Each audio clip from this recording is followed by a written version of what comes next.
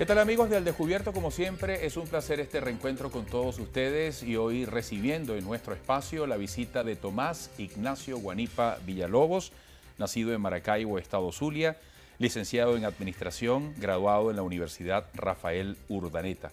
Bienvenido a Al Descubierto. Muchísimas gracias, es un honor estar en este programa, de verdad. Diputado ante la Asamblea Nacional por el Estado Zulia, es secretario general nacional por Primero Justicia y de acuerdo con el estilo de este programa, arranquemos por el principio de su vida. Y por esos rasgos que probablemente sorprendan a la gran mayoría de las personas que nos siguen a esta hora. Por ejemplo, su padre falleció hace 36 años. Usted tenía apenas 6 años de edad. Hay parroquias, hay plazas, hay bibliotecas, hay escuelas en el Estado Zulia que llevan su nombre. Manuel Guanipa Matos. Fue diputado del Congreso de la República, fue presidente en el Estado Zulia por COPEI. ¿Qué le dejó esa experiencia, quedar sin su padre físicamente a tan tierna edad y, bueno, 7 hijos? ¿Su madre tenía en ese momento qué edad? Tenía 40 años. 40 años. ¿Qué significó eso para un niño? Bueno, fíjate, fue por supuesto una de las cosas que más recuerdo cuando mi papá murió. Y más que los ratos que con él viví, que fueron cortos y que son como destellos que uno tiene en la memoria, lo que me hace sentir profundamente orgulloso de él es el testimonio de vida de servicio que le dio al Estado y que apenas a los 39 años, cuando perdió la vida, terminó siendo una persona que hoy todavía es recordada como un gran líder, como un gran luchador social, una persona que recuerdo de las pocas cosas que nos decían era que cuando uno estaba tranquilo con las necesidades satisfechas, nunca podía estar feliz si algún ser humano cercano, algún familiar, algún vecino, alguien estaba pasando necesidades. Y ahí se fue sembrando como la sensibilidad social y esa responsabilidad de trabajar por los demás. Pero además fue un golpe muy duro en términos familiares. Era una familia muy estable que, como toda familia que le pasa eso, tiene un quiebre muy duro. Crecer sin un padre siempre es profundamente difícil, a pesar de que nosotros tuvimos la suerte, 7 hermanos, el mayor tenía 15, yo tenía apenas 6, 15, 14, 13, 12, 11, 8 y 6.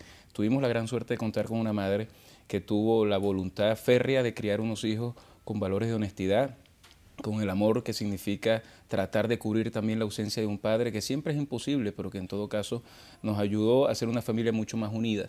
Yo creo que nunca uno se recupera de no tener un padre y eso ha servido mucho para que uno refuerce los valores familiares, el entender que la oportunidad que uno tiene ahorita de ser padre tiene que ser un compromiso de vida. Yo creo que la primera tarea que uno tiene como venezolano con el país es el de criar bien a sus hijos y que sus hijos puedan tener una familia estable donde el amor, el respeto y los valores sean inculcados de la mejor manera. Y ahí yo creo que dedico buena parte de mi esfuerzo, no solamente mi actividad política, sino también mi actividad familiar, porque creo que es muy importante. Siempre recuerdo cómo nuestra madre trató siempre de imponernos todos esos valores de honestidad. Nunca olvidaré, como te lo comentaba hace algún rato, cuando en mi primera comunión yo tenía 7 años, ya hacía un año que mi papá había muerto, y mi padrino fue a darme un regalo, que normalmente los regalos de los padrinos eran dinero.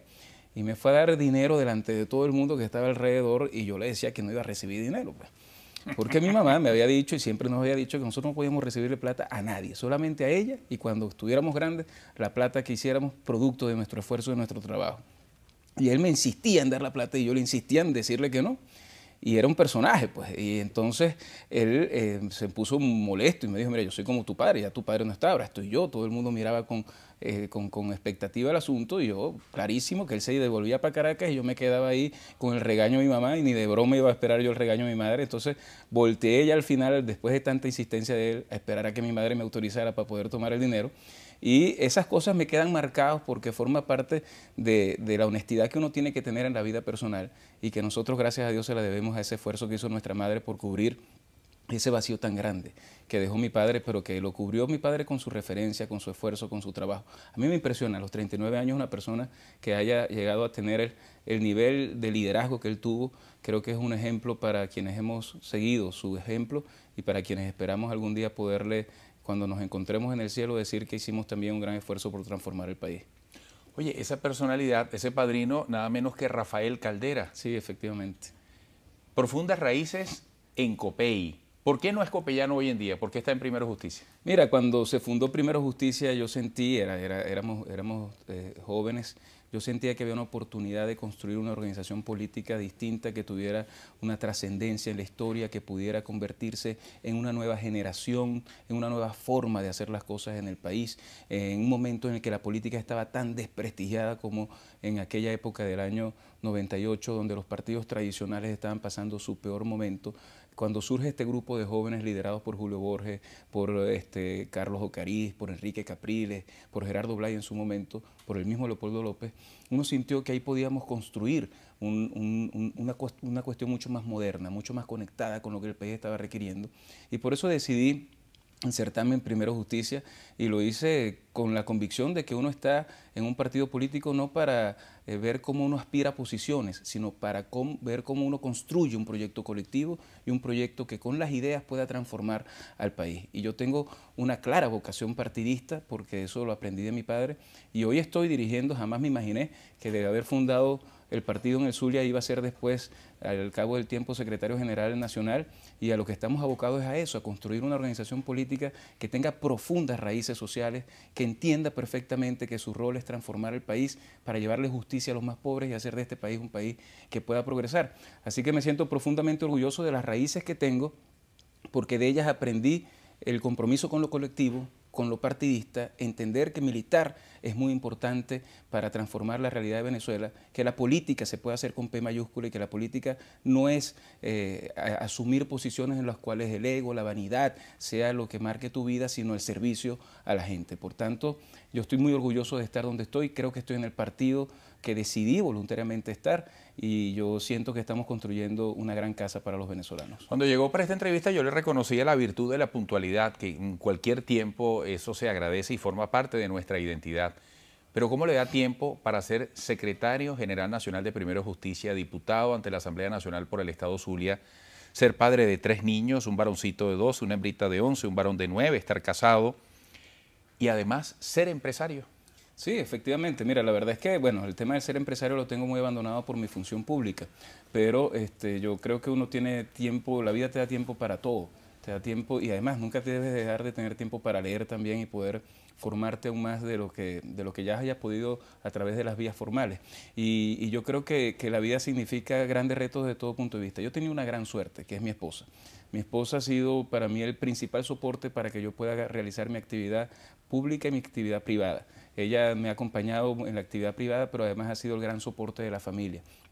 Es la que atiende todo el tiempo a los niños, la que le toca pelear con ellos para que hagan las cosas, pero siempre hay tiempo para atender a los hijos. Y yo creo que no se puede ser buen político, ni se puede ser buen empresario, ni se puede ser un buen servidor público si primero no eres un buen padre de familia.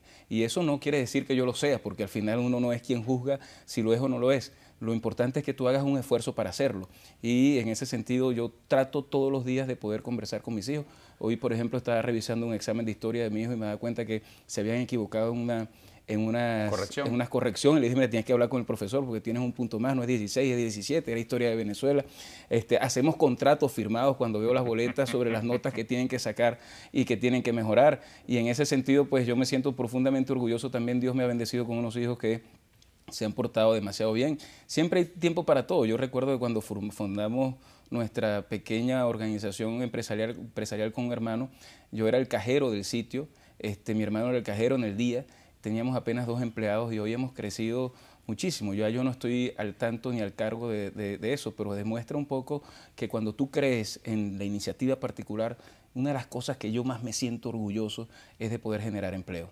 Y eso que algunos en el gobierno sienten que es una cosa como que mala ser empresario, yo creo que al final el poder generar empleo y ver gente que trabaja contigo desde hace 14, 15 años y ver cómo han ido mejorando en su calidad de vida y cómo tú puedes ayudarlos a través de los beneficios que les puedes dar para que tengan casa, para que tengan vehículos, es algo que a mí me hace sentir profundamente orgulloso, porque creo que de eso se trata también la responsabilidad social. No es solamente el del servidor público o el del político, sino también del que tiene una iniciativa particular, ser responsable socialmente con quienes trabajan con uno para que se sientan parte de lo que uno está haciendo y para que ese esfuerzo también pueda significar progreso para otros. Tenemos que hacer una pausa rápidamente.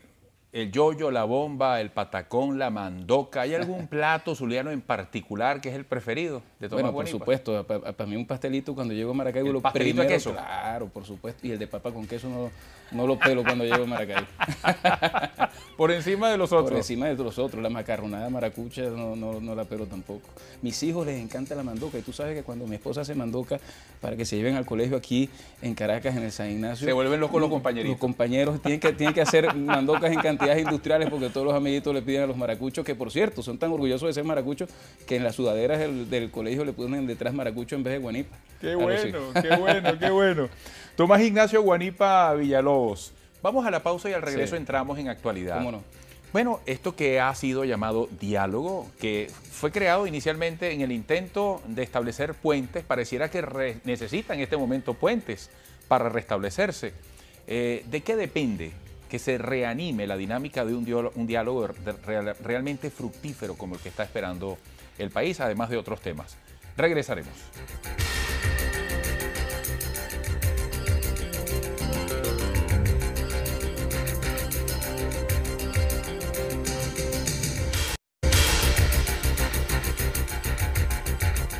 Seguimos con Tomás Ignacio Guanipa Villalobos. En el corte hablábamos hasta del tumbarrancho que nos faltó. Nos faltó el tumbarrancho.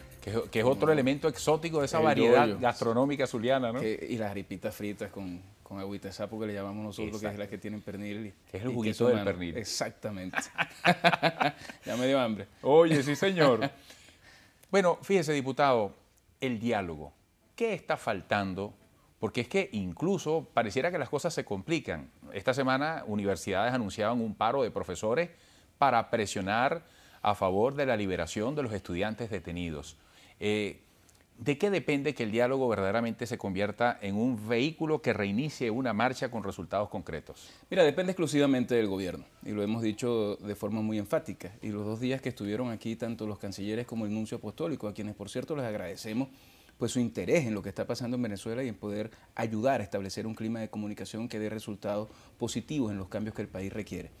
Se lo dijimos claramente, nosotros tenemos ya un mes en estos procesos de diálogo donde se crearon comisiones técnicas y estamos esperando respuestas del gobierno, respuestas a planteamientos muy concretos que se han hecho. Y lo que hemos visto en el devenir de los días ha sido una actitud cada vez más agresiva del gobierno en términos represivos con los estudiantes.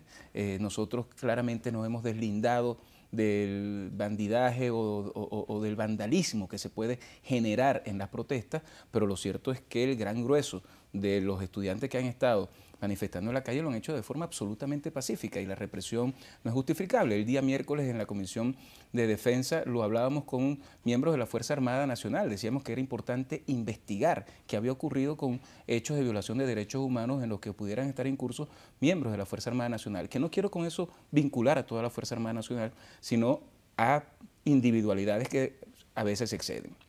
Dijimos que estamos esperando respuestas sobre la liberación no solamente de los estudiantes, sino también que se limpien sus expedientes porque les generan un daño muy importante a quienes no hicieron absolutamente nada, más allá de protestar, que tengan un expediente abierto que hasta para conseguir trabajo puede ser un problema. Hablamos de la liberación de los presos políticos y de las medidas humanitarias que tienen que tomarse, como por ejemplo con los policías metropolitanos y con Iván Simonovic. ¿Cómo puede uno entender que esta semana le hayan dado una medida humanitaria al exalcalde de Valencia que fue apresado por hechos de corrupción, que formaba parte del partido oficialista, que apenas tiene unos meses detenido y que ya sale libre por medidas humanitarias, y que no ocurra eso con Iván Simonovic, que está clarísimo que puede perder la vida en la cárcel? ¿Qué están esperando? ¿Que muera? ¿Cómo es posible que la medida humanitaria se le dé a alguien que tenga un color político y al otro no, porque resulta que sienten que es de adversario a ellos? Creo que eso lo deja muy mal parado al gobierno. Y la única forma de poder retomar un diálogo que nosotros creemos que es muy importante para sustituir la palabra por la confrontación, por la violencia y para buscar acuerdos que siempre hemos planteado en el país. Este ha sido un gobierno que siempre se ha negado al reconocimiento y al diálogo constructivo, pero ya que se sentaron por la presión de la protesta en la calle y por la severa crisis económica, social y política que estamos viviendo, pues lo lógico es que den respuesta a los planteamientos que hemos hecho.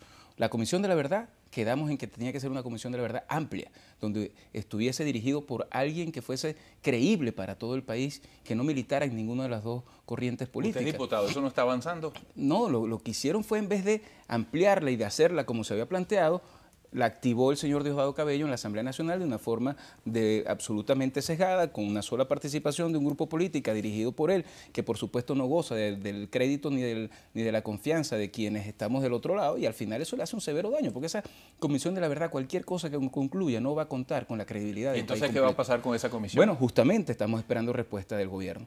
Respuesta además también con lo que significa el diálogo con los estudiantes, que exista un diálogo verdadero con los estudiantes que han sido los protagonistas de esta lucha que hemos dado, que exista además un planteamiento concreto en el cual, por ejemplo, lleguemos a un acuerdo para que las instituciones públicas sean nombradas por las 2/3 partes de la Asamblea Nacional, como lo establece la Constitución, y que no busquen subterfugios para después nombrarlas por el Tribunal Supremo de Justicia. ¿Por qué? Porque ser nombradas por las 2/3 partes te obliga a que exista un acuerdo, un consenso que de cara al país le pueda devolver las instituciones, principalmente el Consejo Nacional Electoral, a los ciudadanos y que deje de estar secuestrado por el Poder Nacional. Ahora, el gobierno tiene que entender que si alguien se beneficia o es interesado que ese diálogo pueda tener resultados, son ellos mismos, porque son ellos los que están sufriendo ahorita los embates de una crisis económica que han generado ellos mismos, de un descontento general que llega al 80% y de una situación que ha convertido a Venezuela en una olla de presión que si no logra cauces para que pueda salir, tener una válvula de escape en cambios concretos, rectificaciones que el gobierno haga, esa olla de presión en la que se ha convertido Venezuela va a estallar. Yo creo que eso no le puede convenir a nadie, pero será exclusiva responsabilidad del gobierno si ese diálogo no llega a dar los frutos concretos, porque nosotros que hemos estado dispuestos, a pesar de las críticas de los radicalismos de ambos lados, a buscar un entendimiento que le permita al venezolano más pobre ver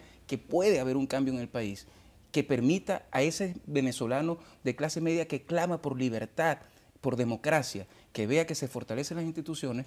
Nosotros hemos estado dispuestos a que ese encuentro se pueda dar, pero el gobierno, al no dar respuesta, está cerrando la posibilidad de que sea un diálogo concreto, que sea un diálogo útil, que sea un diálogo beneficioso para los venezolanos. Usted habla de una olla de presión y a la par de todo este asunto político está lo económico, que ha pasado por el 12 de febrero hasta acá y que en distintos sectores tiene a la gente reclamando, incluso hasta en el área pública de los empleados, el acceso a bienes fundamentales, los costos cada vez más altos. Acabamos de pasar por el 1 de mayo y hubo un ajuste salarial. Usted ha hecho cálculos de lo que ese aumento ha representado. ¿De qué manera se está atendiendo eso que usted llama la olla de presión? Sí, fíjate que hubo un aumento del 30%, que son 30 bolívares diarios. 30 bolívares diarios para una persona que gana sueldo mínimo no le da sino para un café o si acaso para comprar un bollito de pan, más nada. Es decir, no resuelve ninguno de los problemas que pueda tener en su vida cotidiana. ¿Por qué? Porque el gobierno les acaba de aumentar o autorizó el aumento del pollo en 187%, el azúcar en 80%, el pasaje en 40%, la inflación acumulada de los primeros 4 meses ya es del 14% y la anualizada del 56%, siendo la inflación más alta del mundo. Y esos números pueden ser muy fríos, pero esos números lo que hacen es, en términos cotidianos, comerle el dinero al bolsillo de los venezolanos, que no solamente es que no le alcanza porque ya es muy caro el bien que tiene que comprar, sino es que no lo consigue y tiene que hacer colas de 4 horas. Yo estaba esta semana en Valencia y llamaba a una persona al programa en el que yo estaba y decía que antes ella compraba la bombona de gas en 20 bolívares y ahora la está comprando en 300 bolívares. Imagínate tú lo que significa eso para una persona que gana sueldo mínimo, que tenga que pagar 300 bolívares para poder tener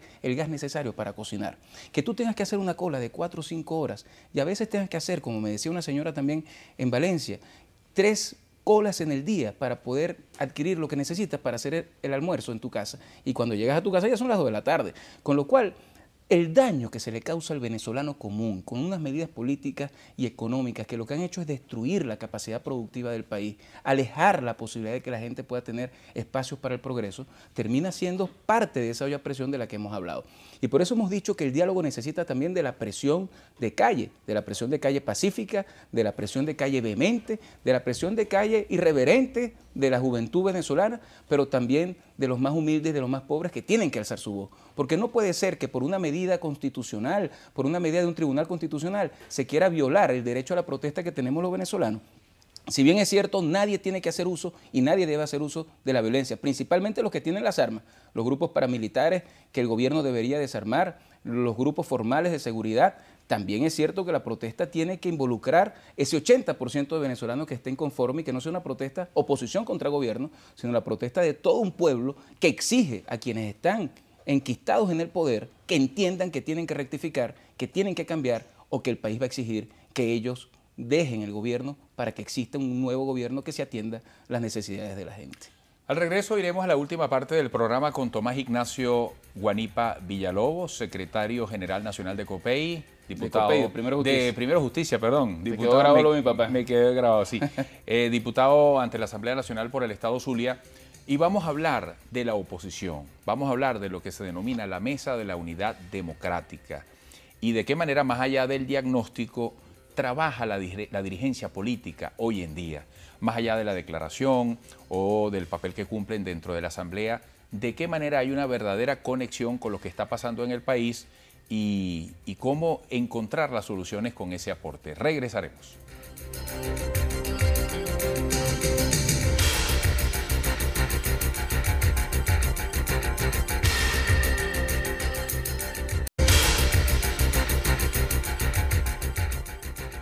Le pregunto a Tomás Guanipa como dirigente político, en un momento donde mucha gente puede sentirse deprimida, en incertidumbre, desgastada dentro de los distintos problemas que le agobien. Y lo peor que le puede pasar a un ser humano es perder la esperanza, la noción de futuro, particularmente cuando uno ve a un niño, a un joven, a un adolescente, a un estudiante. Dados estos diagnósticos que la gran mayoría conoce y que usted ha repasado brevemente, ¿cómo asumir el futuro del país? ¿Qué hace un político como Tomás Guanipa hoy para conectarse con la necesidad de la gente y decirle, no desista, sigamos hacia adelante? Sobre todo, quienes formamos parte de esta nación, aunque pensemos distinto.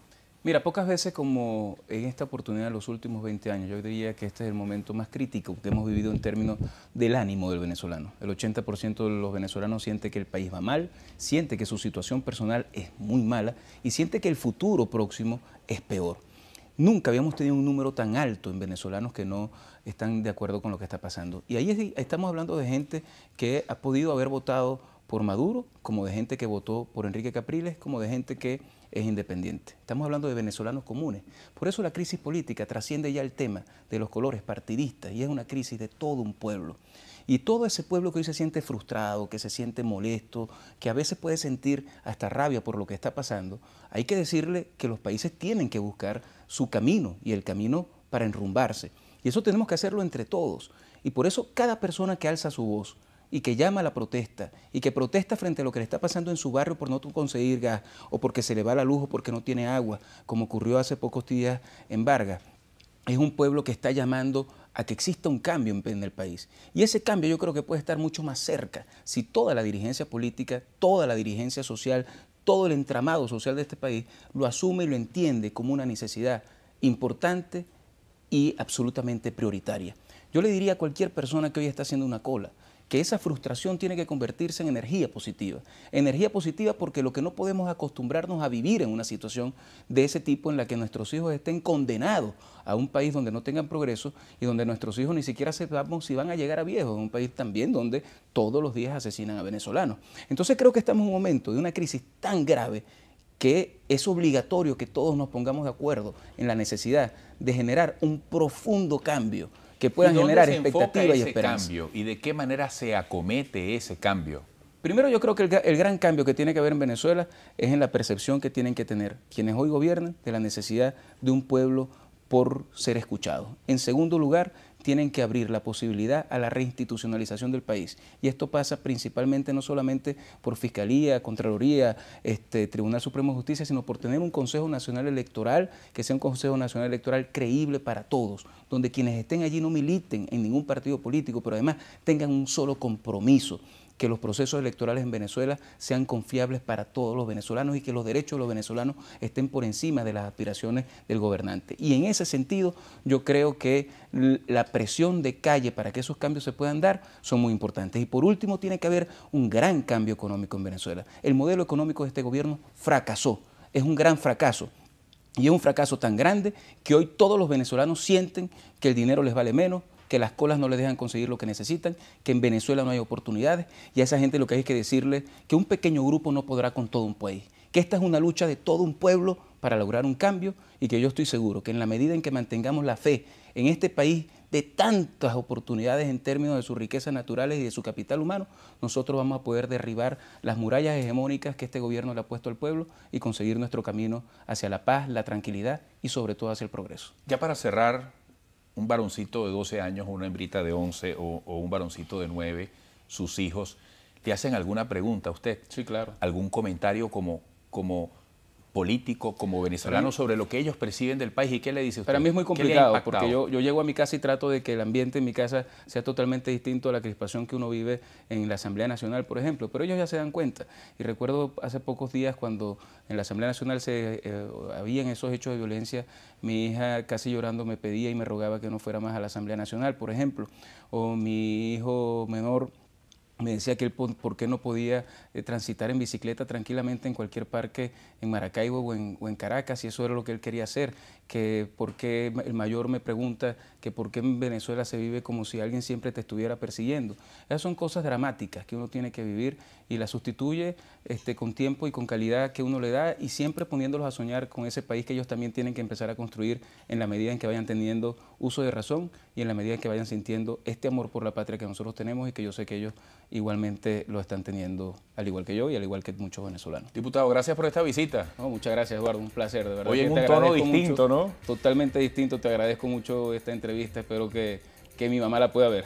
Seguro que sí, un saludo para la señora Corina Villalobos. Así es, así es. Y bueno, para toda la familia venezolana que nos has visto hoy al descubierto, esta invitación a Tomás Ignacio Guanipa Villalobos, secretario general nacional de Primero Justicia, diputado de la Asamblea Nacional por el Estado Zulia. Amigos, a todos ustedes, gracias por la sintonía y que tengan todos una gran semana.